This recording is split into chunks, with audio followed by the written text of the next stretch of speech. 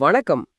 இன்னைக்கு நாம நிர்வாகம், அதாவது மேனேஜ்மெண்ட் பத்தி ரொம்ப ஆழமா அலச போறோம். ஆமா. இதுக்காக நீங்க அனுப்புன ஒரு யூடியூப் வீடியோ டிரான்ஸ்கிரிப்ட மட்டும் தான் நம்ம ஆதாரமா எடுத்திருக்கோம். சாதாரணமா மேனேஜ்மெண்ட்னு சொன்னா நமக்கு என்ன ஞாபகத்துக்கு வரும்? பெரிய கம்பெனி, சிஇஓ, எம்பிஏ படிப்பு. ஆமா, அதெல்லாம் தான். ஆனா இந்த ஆதாரம் விஷயத்தை எங்கேயோ ஆரம்பிக்குது. ரொம்பவே வித்தியாசமான ஒரு தொடக்கம். இந்த வீடியோவோட ஸ்டார்டிங் பாயிண்டே ரொம்ப ஆச்சரியமா இருக்கு. யாரு பெஸ்ட் மேனேஜர்னு கேட்டா அவங்க கடவுளை கை காட்டுறாங்க. கடவுளையா? ஆமா.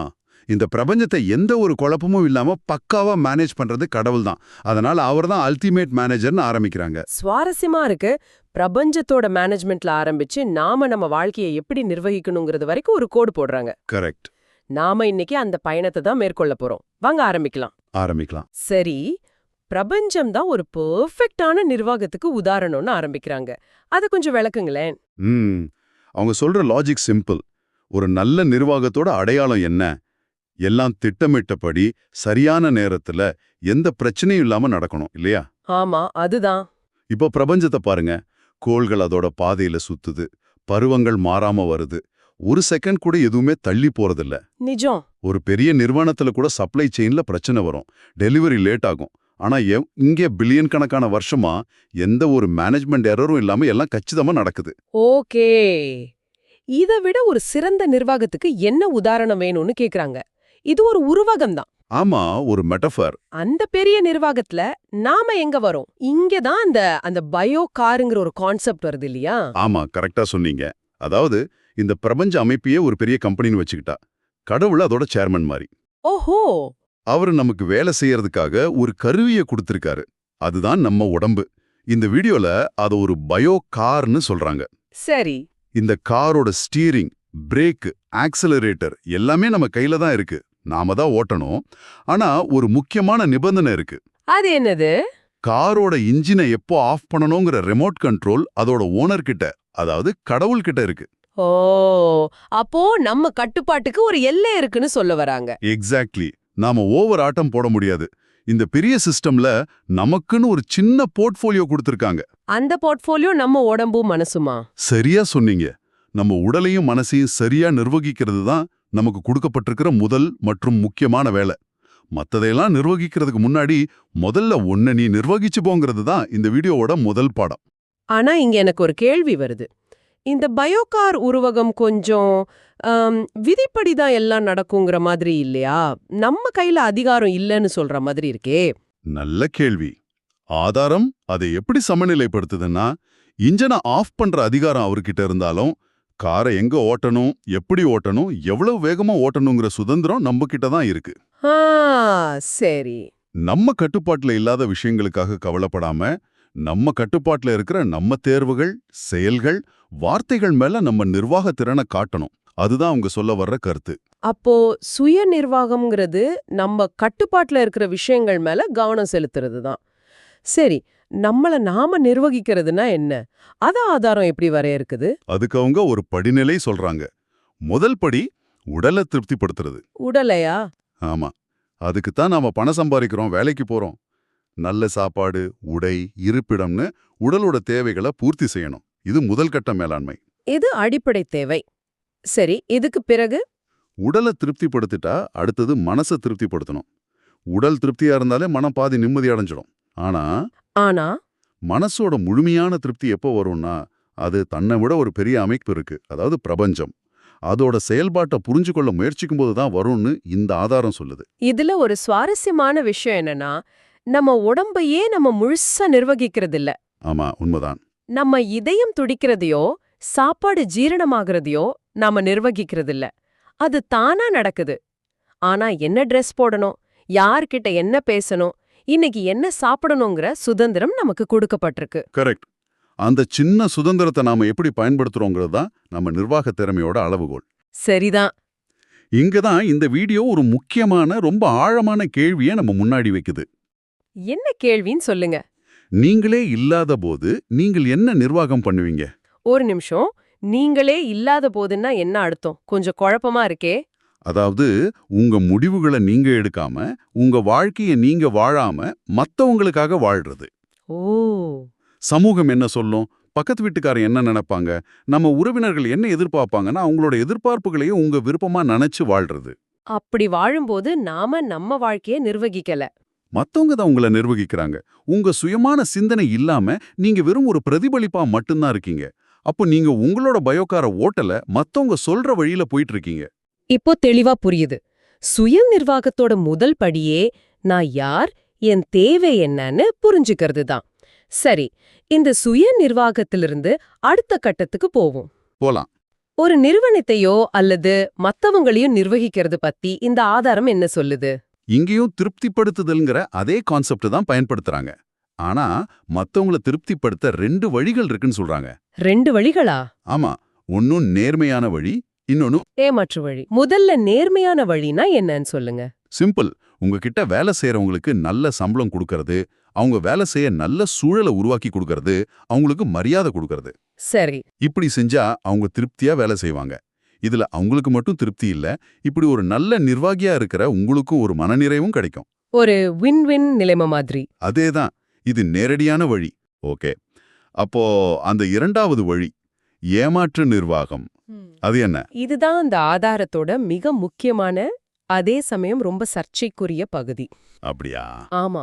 இந்த ஆதாரம் என்ன சொல்லுதுன்னா, மக்களை அவங்களோட பலவீனங்களை பயன்படுத்தி சில நம்பிக்கைகளை உருவாக்கி அதன் மூலமா அவங்கள திருப்திப்படுத்தி கட்டுக்குள்ள வச்சுக்கிறது தான் ஏமாற்று நிர்வாகம். இதுக்கு ஏதாவது உதாரணம் இருக்கா? இருக்கு. மதம், ஸ்வர்க்கம் நரகம் போன்ற நம்பிக்கைகளை காட்டி மக்களை ஒரு குறிப்பிட்ட வழியில நடக்க வைக்கிறது. எப்படின்னு கொஞ்சம் விளக்கமா சொல்ல முடியுமா? அதாவது, நீ இப்போ கஷ்டப்பட்டா ஸ்வர்க்கத்துல உனக்கு நல்ல இடம் கிடைக்கும்னு சொல்றது மூலமா அவங்க தங்களோட தற்போதைய நிலையை கேள்வி கேட்காம ஏத்துக்கப்படுறாங்கன்னு இந்த ஆதாரம் ஒரு கடுமையான வாதத்தை முன்வைக்குது. ஒரு நிமிஷம், இங்க நிறுத்துவோம். இது ரொம்ப பெரிய ஒரு குற்றச்சாட்டு மாதிரி இருக்கு. ஆமா, இந்த ஆதாரம் முன்வைக்கிற வாதம் இதுதான்.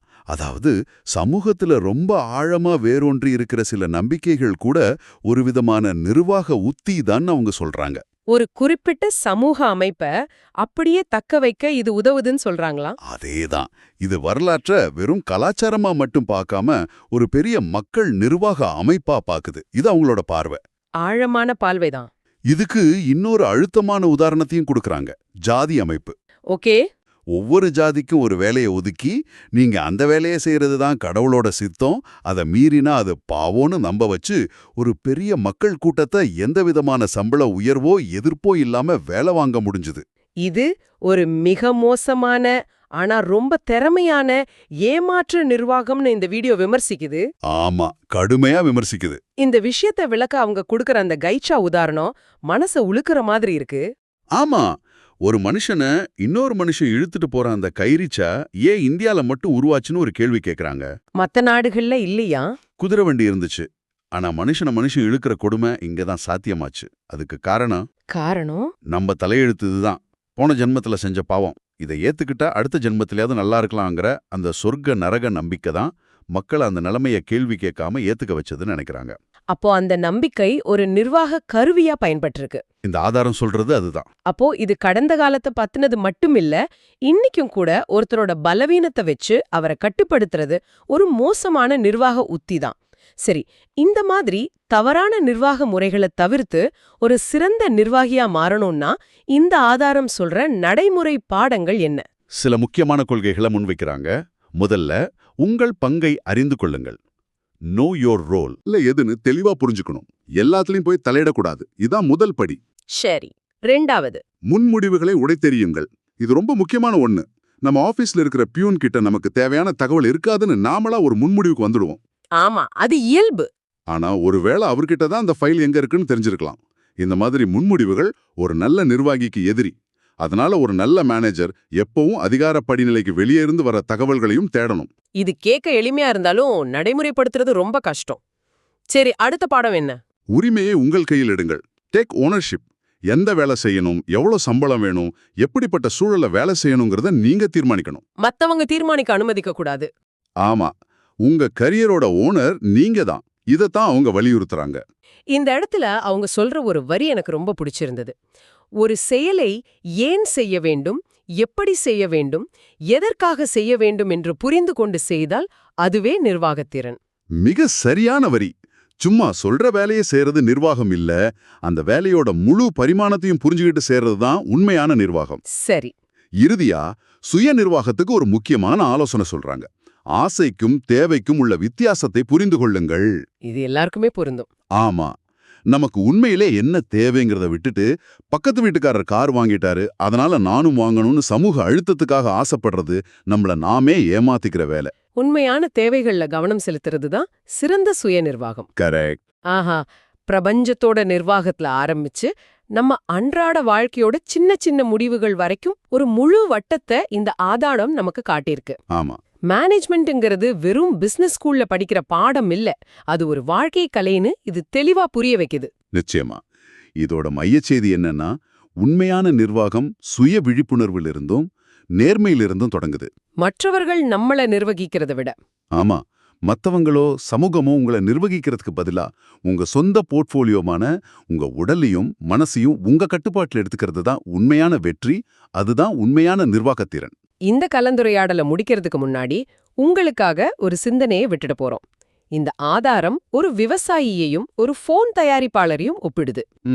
விவசாயி விளைவிக்கிற தக்காளி சீக்கிரம் கெட்டு போயிடும். அதனால வியாபாரி சொல்ற விலைக்கு அது வித்துட்டு போக வேண்டிய கட்டாயம் அவருக்கு இருக்கு. அவராலே விலைய நிர்ணயிக்க முடியல. சரி. ஆனா ஒரு போன் அவ்ளோ சீக்கிரம் கெட்டு போகாது.